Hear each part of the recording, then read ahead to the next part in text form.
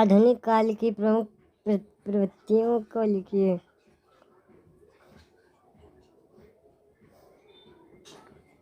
आधुनिक काल की प्रमुख प्रवृत्तियाँ। पहली है राष्ट्रीयता। आधुनिक हिंदी पद्य का प्रारंभ राष्ट्रीय भावबोध से हुआ। राष्ट्रीय भावबोध का प्रारंभ भारतेंदु के गद्य के माध्यम से हुआ। भारतेंदु हरिश्चंद्र की इस संबंध में प्रसिद्ध पंक्ति देखें। उन्होंने लिखा था, अंग्रेज राज सुख साज सजे सब भारी, पै धन विदेश चले जाते यही अति ख्वारी। इसी प्रकार अंग्रेजी राज्य के शोषण का संकेत भारतेंदु ने अप्रत्यक्ष तरीके से इस प्रकार किया है। उन्होंने कहा, अंधाधुंध मच्यो सब देशा, मानव रहा राजा रहत विदेशा। इसी प्रकार भारतेंदु हरिश्चंद्र के भारत दुर्दशा नाटक की यह पंक्ति से भी राष्ट्रीय बोध की ही निष्पत्ति है। उन्होंने लिखा, रोवहु सब मिल के आवहु भारत भाई, हाँ हाँ भारत दुर्दशा न देखी जाए। यहाँ भारतेंदु हरिश्चंद्र की चिंता कबीर की चिंता से मिल जाती है।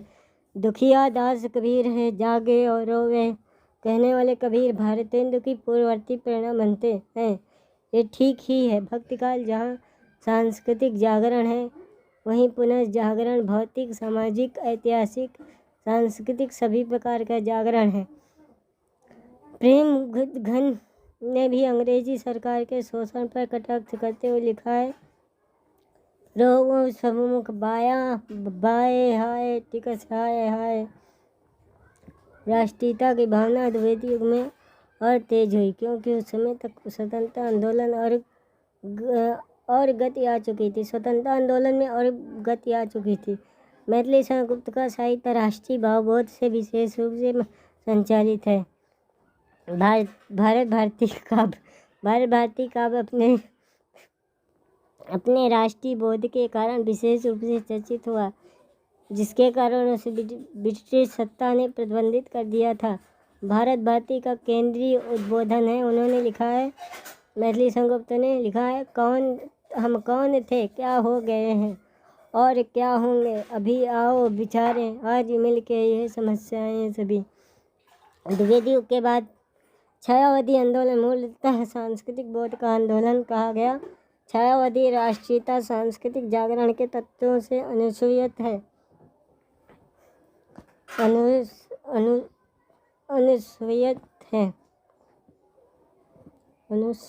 अनुसूयित है। कामायनी के प्रसिद्ध पंक्तियाँ देखिए। शक्ति के विद्युत कण जो व्यस्त, विकल बिखरे हैं जो निरुपाय, समन्वय उसका करें समस्त, विजयनी मानवता हो जाए। हिंदी कविता में सही रूप से राष्ट्रीयता की अवधारणा फलीभूत होती है राष्ट्रीय सांस्कृतिक कविता आंदोलन से। रामधारी सिंह दिनकर की राष्ट्रीय कविताओं दिल्ली हाहाकार, विपथगा तथा समरशेष में राष्ट्रीय भावबोध की प्रबलता है। इसके अतिरिक्त उनके विचार प्रधान काव्य कुरुक्षेत्र तथा रश्मिरथी भी राष्ट्रीय भावबोध से अछूती नहीं है। दिनकर ने हुंकार को राष्ट्रीय कविताओं का संग्रह कहा है।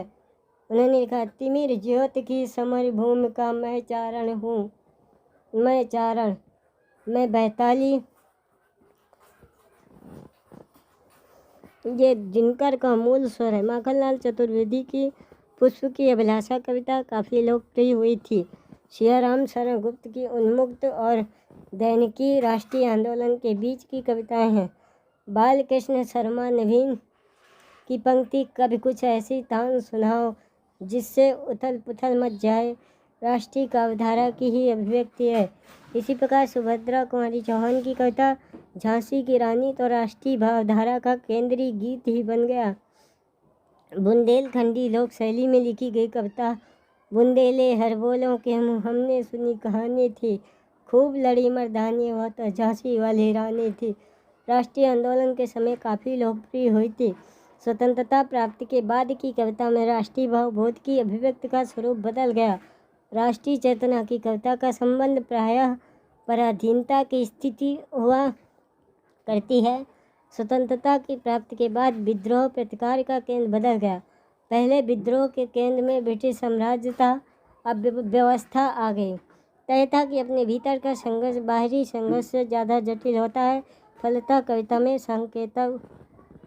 सांकेतिकता, बिंब, अंतर, विरोध, तनाव, विसंगत, विडंबना का प्रयोग होने लगा। कह सकते हैं प्रगतिवादी धारा तथा राष्ट्रीय भावबोध की खुली अभिव्यक्ति होती रही, किंतु उसके बाद राष्ट्रीयता का स्वरूप सूक्ष्म हो गया।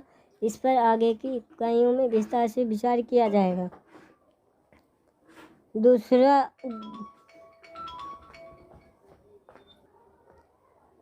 दूसरा है समाज सुधार। जैसा कि हम जानते हैं, भारतीय पुनः जागरण का शुरुआती स्वरूप सुधारवादी चेतना से अनुप्राणित रहा है। ब्रह्म समाज, आर्य समाज, प्रार्थना समाज, रामकृष्ण मिशन जैसे समाज सुधारवादी प्रवृत्ति से ही संचालित रहे हैं। सती प्रथा कानून, विधवा विवाह अधिनियम, बाल विवाह निषेध कानून, जागरण सुधार की ही व्यावहारिक निष्पत्तियाँ हैं। स्वयं भारतेंदु हरिश्चंद्र ने स्त्री शिक्षा के प्रचार के लिए बाला बोधिनी पत्रिका प्रकाशित की थी। आधुनिक हिंदी पद्य का संबंध सुधारवादी चेतना से है, जैसा कि पूर्व में संकेत किया गया है। भारतेंदु युग तक पद्य में आधुनिकता का संस्पर्श नहीं हो पाया था, लेकिन स्वयं भारतेंदु निज भाषा की आवश्यकता एवं महत्व को महसूस कर रहे थे। भारतेंदु की चेतना का विकास महावीर प्रसाद द्विवेदी के माध्यम से पद्य में फलीभूत हुआ। महावीर प्रसाद द्विवेदी ने लिखा है, कविता का विषय मनोरंजक एवं उपदेशजनक होना चाहिए। उपदेशजनक एवं नीति युक्त प्रकृति के कारण ही द्विवेदी युग की कविता को जागरण सुधार नाम दिया गया है। द्विवेदी युग के प्रतिनिधि कवि हैं मैथिली शरण गुप्त के ऊपर टिप्पणी करते हुए आचार्य रामचंद्र शुक्ल ने लिखा है, हिंदी भाषी जनता के प्रतिनिधि कवि ये निसंदेह कहे जा सकते हैं। भारतेंदु के समय में स्वदेश प्रेम की भावना जिस रूप में चली आ रही थी, उसका विकास भारत भारती में मिलता है। इधर के राजनीतिक आंदोलनों ने जो रूप धारण किया, उसका पूरा आभास पिछली रचनाओं में मिलता है। सत्याग्रह, अहिंसा, मनुष्यवाद, विश्व प्रेम, किसानों और श्रमजीवियों के प्रति प्रेम और सम्मान सबकी झलक हम पाते हैं। गुप्त जी का साकेत ग्रंथ व्यापक रूप से भारतीय नवजागरण के प्रभाव तले लिखा गया है। स्त्री संबंधी सुधार या करुणा उनके काव्य की केंद्रीय विशेषताओं में से एक है। यशोधरा खंड काव्य की पंक्ति बहुत प्रसिद्ध हुई है। उन्होंने लिखा है, अबला हाय तुम्हारी यही कहानी, आँखों में है दूध और आँखों में पानी, आंचल में है दूध और आँखों में पानी। द्विवेदी युग के पश्चात छायावादी युग में सुधारवादी भावना सौंदर्यवादी चेतना से आप्लावित हुई। छायावाद ने कल्पना का व्यापक प्रयोग किया। द्विवेदी युग में जो नारी अबला की थी, छायावाद में देवी, माँ, प्राण, सहचरी, प्रिय हो तुम, वह कई रूपों में स्वीकार की गई। निराला ने इसी प्रकार वर्ग वैषम्य का विरोध करते हुए लिखा, अमीरों की हवेली होगी, आज होगी गरीबों की पाठशाला। सामाजिक रूढ़ियों पर चोट करते हुए निराला ने लिखा, तुम करो ब्याह, तोड़ता नियम, मैं सामाजिक योग के प्रथम। श्रम सौंदर्य पर निराला ने तोड़ती पत्थर तथा भिक्षु कविता लिखकर प्रगतिवादी धारा का सूत्रपात कर दिया। प्रगतिवादी साहित्य में कविता का स्वर प्रचारात्मक बना। नागार्जुन, त्रिलोचन शास्त्री, केदारनाथ अग्रवाल, शिवमंगल सिंह सुमन, अमृत राय रांगे राघव की कविता तत्कालीन व्यवस्था विसंगतियों पर चोट करती है। प्रगतिवाद के बाद का पद्य समाज सुधार के स्थूल आवरण से हटकर सूक्ष्म रूप से विसंगत विडंबना के माध्यम से पहल करना चाहता है। अतः हिंदी पद्य जो समाज सुधार की भावना से प्रारंभ हुआ था, क्रमशः वैचारिक होता गया। आज का पद्य तो दलित, स्त्री, आदिवासी विमर्श को अपने में समेटे है। इस दृष्टि से हिंदी कविता सामाजिक सरोकारों के प्रति पर्याप्त सजग रही है। तीसरी प्रवृत्ति है व्यवस्था यथार्थ का उद्घाटन। आधुनिक हिंदी साहित्य का प्रारंभ व्यवस्था यथार्थ के उद्घाटन से ही हुआ है। भारतेंदु हरिश्चंद्र का भारत दुर्दशा तथा अंधेर नगरी नाटक व्यवस्था यथार्थ उद्घाटन के ही तो प्रयास हैं।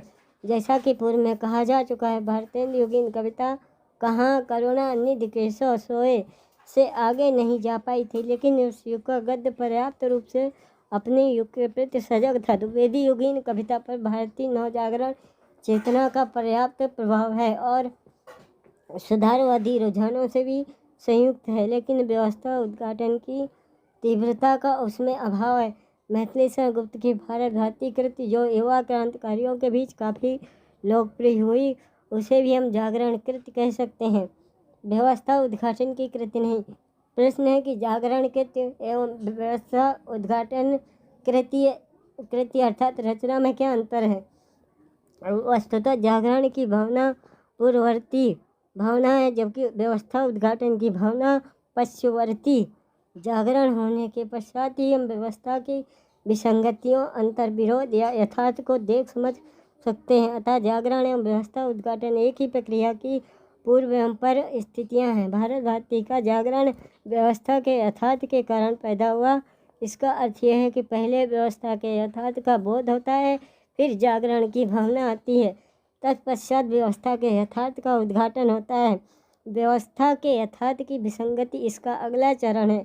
द्विवेदी युग तक राष्ट्रीय आंदोलन के प्रभाव से जागरणवादी भावना का आगमन हो चुका था। छायावाद युग में व्यवस्था की विसंगति के पर्याप्त चित्र हमें देखने को मिलते हैं।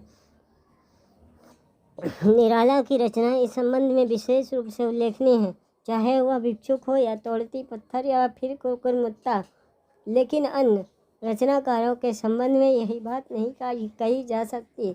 जयशंकर प्रसाद एवं महादेवी वर्मा का साहित्य व्यापक रूप से सौंदर्यवादी दार्शनिक रुझानों से गतिशील है। वहीं सुमित्रा नंदन पंत का साहित्य सौंदर्य चित्रों से होते हुए यथार्थ के अंकन तक पहुंचा है। पंत जी की कविता की पंक्ति देखें। उन्होंने लिखा है, साम्राज्यवाद था कंस बंदिनी, मानवता पशु बलाक्रांत, श्रृंखला दासता प्रहरी बहु, निर्मम शासन पद शक्ति भ्रांत। इसी प्रकार निराला ने लिखा है, रुद्र कोश है क्षुब्ध तोष, अंगना अंग से लिपटी भी, आतंक अंक पर कांप रहे हैं, धनी वज्र गर्जन से बादल, त्रस्त नयन मुख ढांप रहे हैं, जीर्ण बाहु है क्षीण शरीर, तुझे बुलाता कृषक अधीर, हे विप्लव के वीर। या फिर उन्होंने लिखा, देखता रहा मैं खड़ा अपल, वह छरछेप वह रण कौशल। फिर निराला ने एक जगह पे लिखा, उनकी कविता है, एक किताब है सरोज स्मृति, उसमें उन्होंने लिखा, यह कान कुब्ज कुलांगार खाकर पत्तल में करें छेद। अथवा इसी रचना में उन्होंने लिखा, दुखी जीवन की कथा रही, क्या कहूँ आज जो नहीं कही। जैसी पंक्तियाँ व्यक्तिगत जीवन से होते हुई सामाजिक राष्ट्रीय यथार्थ को बखूबी व्यक्त करती हैं, लेकिन छायावाद तक कविता का मूल स्वर आदर्शवादी एवं सौंदर्यवादी ही था। प्रगतिवादी आंदोलन के घोषणा पत्र से एक नए प्रकार की चेतना का जन्म हुआ, जिसने व्यवस्था की विसंगति का पर्याप्त पर्दाफाश किया। प्रगतिवादी साहित्य तथा मोहभंग की कविता इस दृष्टि से विशेष उल्लेखनीय है। प्रगतिवादी धारा में नागार्जुन अपनी व्यंग्यपरक रचनाओं, जो व्यवस्था की विसंगति पर आधारित हैं, के कारण विशेष रूप से चर्चित रहे। नागार्जुन की कविता के कुछ उदाहरण देखें। उन्होंने कहा, बापू के भी ताऊ निकले, तीनों बंदर बापू के, सकल सूत्र उलझाओ निकले, तीनों बंदर बापू के। एक जगह उन्होंने लिखा, एक उनकी कविता है अकाल और उसके बाद, उसमें उन्होंने लिखा, कई दिनों तक चूल्हा रोया, चक्की रही उदास, कई दिनों तक काली कुतिया सोई उनके पास। फिर उन्होंने आगे कुछ लिखा, घुन खाए सहतीरों पर, 12 खड़ी विधाता बाँचे, फटी भीत है छत चूती है, आले पर बिस्तुरिया नाचे। इसी प्रकार केदारनाथ अग्रवाल की कुछ पंक्तियाँ देखें। उन्होंने लिखा, काटो काटो काटो कर भी, मारो मारो मारो हंसिया, हिंसा और हिंसा क्या है, जीवन भर हिंसा क्या है। आगे लिखते हैं, मिल के मालिकों को, अर्थ के प्रशासकों को, भूमि के हड़पे हुए धरणीधरों को, मैं प्रलय के साम्यवादी आक्रमण से मरता हूँ। फिर उन्होंने आगे लिखा, मैं उसको जब भी देखा लोहा जैसे गलते देखा, लोहा जैसे ढलते देखा, लोहा जैसे चलते देखा। स्वतंत्रता प्राप्ति के पूर्व तक व्यवस्था चित्रणों का स्वरूप अलग किस्म का था और स्वतंत्रता पश्चात व्यवस्था चित्रण का स्वरूप दूसरे प्रकार का। स्वतंत्रता प्राप्ति के पूर्व व्यवस्था के केंद्र में ब्रिटिश सत्ता थी, जबकि उसके पश्चात केंद्र में शासन कर रही व्यवस्था, जिसमें कार्यपालिका, विधायिका, न्यायपालिका सभी आ जाते हैं। केंद्र बदलते हैं तो परिधियाँ भी बदल जाती हैं। प्रारंभ में कवियों का लक्ष्य सामाजिक यथार्थ का चित्रण करना था, फिर राजनीतिक यथार्थ की विसंगति पर ध्यान गया। उसके पश्चात विसंगत के प्रति क्रांति की भावना तक कवि की दृष्टि गई। गजानन माधव मुक्तबोध की लंबी कविता अंधेरे में इस दृष्टि से प्रतिनिधि कविता कही जा सकती है।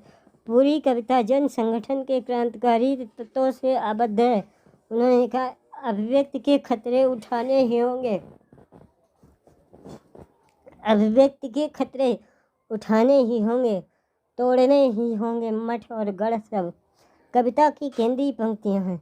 इसके बाद हिंदी कविता में व्यवस्था से मोह भंग की बात सीधे सीधे उठने लगी। मुक्तिबोध ने लोक युद्ध का सपना तो देखा, लेकिन उन्होंने उसके लिए फैंटेसी शिल्प यानी स्वप्न शैली का सहारा लिया। लेकिन मोह भंग की कविता के सामने ऐसे किसी शिल्प की मजबूरी ना रह गई। अमेरिकी कवि एलन गिन्सबर्ग से प्रभावित कवियों का एक वर्ग उभरा जो व्यवस्था की विसंगतियों पर खुलकर चोट करता था। इस धारा में राजकमल चौधरी, सुदामा पांडे धूमिल, लीलाधर जगुड़ी, चंद्रकांत देवताले, मंगलेश डबराल इत्यादि प्रमुख कवि शामिल थे। इस धारा की अगुवाई कवि राजकमल चौधरी ने तथा सबसे सशक्त कवि धूमिल माने जाते हैं। धूमिल ने लिखा था, मुझे अपनी कविताओं के लिए दूसरे प्रजातंत्र की तलाश है। एक जगह उन्होंने फिर लिखा, अपने यहाँ संसद तेली की वह घानी है जिसमें आधा तेल है और आधा पानी है।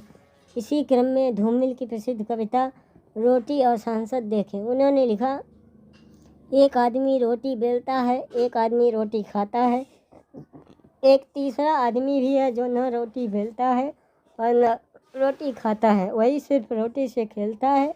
वह तीसरा आदमी कौन है? मेरे देश की संसद मौन है। चौथी प्रवृत्ति है विमर्श केंद्रिता। कविता अपने मूल रूप में भाव का परिष्कार एवं विस्तार करने वाली शांति एवं लय युक्त भाषा निविधान है। कविता सबसे पहले भाव निर्माण करती है। भाव निर्माण का कविता बिंब निर्माण करके करती है। युग संदर्भ के अनुसार हालांकि कविता के औजार भी बदलते रहते हैं। विमर्श शब्द उत्तर आधुनिक युग की देन है। यह डिस्कोर्स के हिंदी पर्याय के रूप में प्रयोग होता है, जिसका अर्थ चर्चा पर चर्चा के समतुल्य होता है। कविता और विमर्श का क्या संबंध है? कविता के लिए विमर्श की क्या आवश्यकता है? इन प्रश्नों को जानना जरूरी हो जाता है, क्योंकि कविता युगानुरूप अपने तेवर विमर्श से ही प्राप्त करती है। विमर्श आंदोलन की पृष्ठभूमि है। समकालीन घटनाओं पर जन प्रतिक्रिया का बौद्धिक हस्तक्षेप है। भारतीय युग में समस्या पूर्तियाँ या काव्य गोष्ठियाँ विमर्श के ही प्रकार थे। संस्कृत साहित्य में राजशेखर द्वारा वर्णित कवि चर्चा या विदग्ध गोष्ठी विमर्श के ही प्राचीन नाम थे। अतः विमर्श साहित्य को तत्कालीन घटनाओं से जोड़ने का साधन है। भारतेंदु का पैधन विदेश चल जाते हैं अति ख्वारी समकालीन विमर्श का साहित्यिक रूपांतरण ही तो है। भारतेंदु के अंधेर नगरी का रूपक विमर्श नहीं तो और क्या है। मैथिली शरण की नव जागरणवादी साहित्यिक पंक्ति देखें। उन्होंने लिखा, राम तुम मानो है, राम तुम मानो है, ईश्वर नहीं तो क्या, विश्व में रमे हुए नहीं सभी कहीं हो क्या। तब मैं निरीश्वर हूँ, ईश्वर क्षमा करें, तुम ना तो रमो तो मन मुझ तुम में रमा करें। आगे उन्होंने लिखा, भव में नव में वैभव व्याप्त कराने आया, नर को ईश्वरता प्राप्त कराने आया। संदेश यहाँ मैं नहीं स्वर्ग काल आया, इस भूतल को ही स्वर्ग बनाने आया। मैथिली संस्कृत की यह पंक्ति बदलते युगीन संवेदना को बड़े सुंदर ढंग से व्यक्त करती है।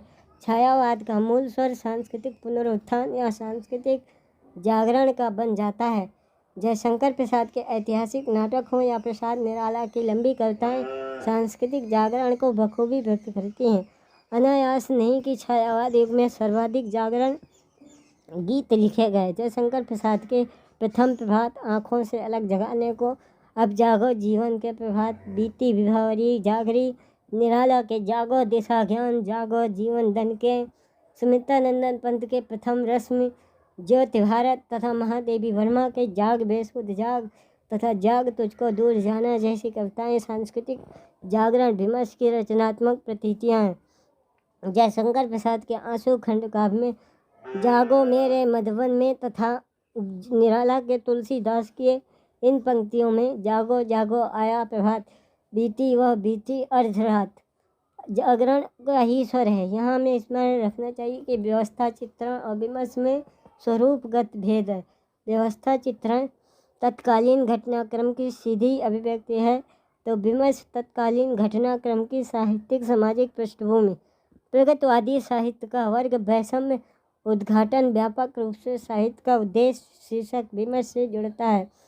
प्रगतिशील लेखक संघ, जिसकी स्थापना 1936 में हुई के प्रथम अधिवेशन में प्रेमचंद जी के अध्यक्षीय संबोधन साहित्य का उद्देश्य पूरे प्रगतवादी साहित्य का ही विमर्श है। इसी प्रकार प्रयोगवाद का आधुनिक पश्चिमी विचारधाराओं जैसे मनोविश्लेषणवाद, अस्तित्ववाद, मार्क्सवाद आदि के विमर्श का ही साहित्यिक रूपांतरण है। धूमिल जैसे कवि पर नक्सलवादी आंदोलन का कितना प्रभाव पड़ा, ये ध्यान देने वाली बात है।